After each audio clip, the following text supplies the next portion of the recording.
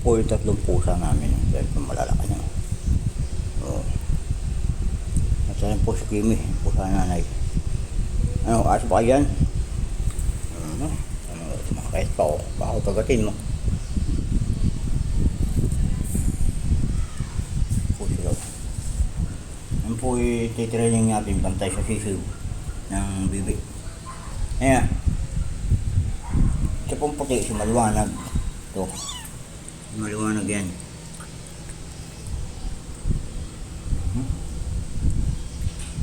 Ayan po sila. Ito po pagka tag-araw, gusgusin. Kasi laboy na laboy. Hindi ko lang kung kanino gumana ito. Ano na po magpa 5 years na po yung putang ano.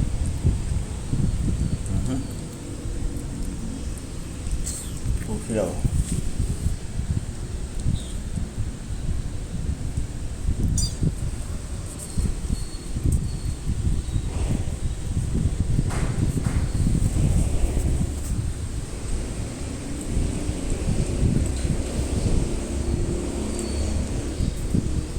Yan po na i-vlog ko na yung mga kuting niya, yung maliliit pa. Yung masyado pang maliliit. Naabon yung scheme yun.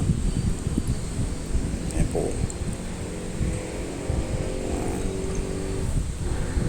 Saan ba siya? Ayun, nakahanap po yan mga ipis-ipis tsaka daga. Yan po.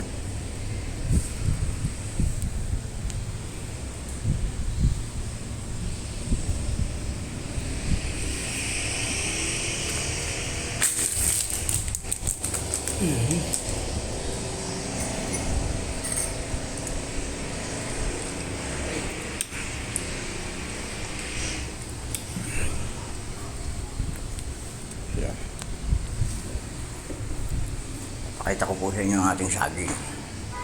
Medyo malaki na. Ayan po ang ating aso. Yan po ay nakakagat. Ayan yung malupit. Mahigit pong 5K ang gastos. Totoo. Nagtataka kami kasi yun ang pinakamabait kong aso bakit nakakagat yung maliit ang mabagsik si Macho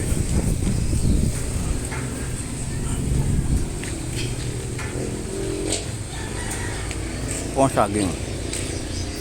Pero may bulaklak po ang palay natin. Ang po ang saging. Medyo lumalaki-laki na. Mataba na.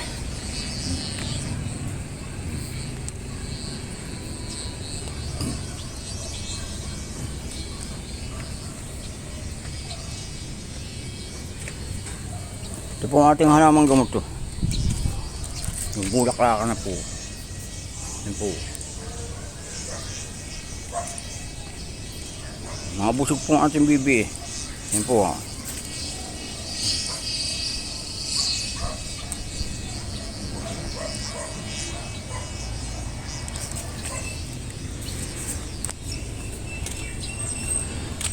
ayan po sa labas ng pusa lumabas na naman sanay po sila rito sa labas.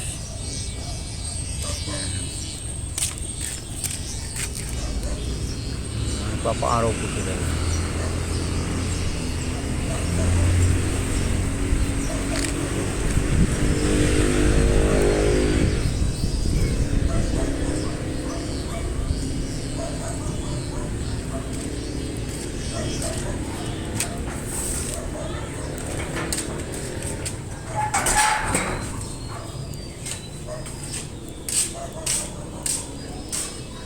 ito natin pusa.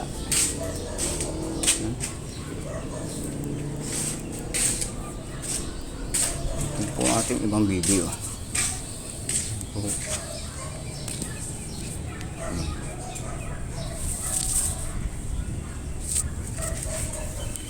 Umot mga busog. Termi. Ayan po.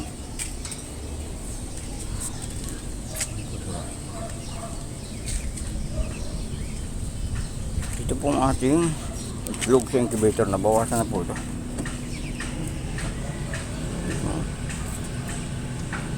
May malapit na po yan. Meron po tayong bago ng itlog. Dalawa. Saka dalawang malib yun. Kaya malapit na po tayo makaisandaan na babae. Hindi po ba? Ayan po. At ito po ang pakain. Ang konting sipag lang, may pakain na. Pagdadamihan pang sipag. Ayan po sila, mga nabuhay nyo. Muli po yung magandang umaga sa inyo lahat.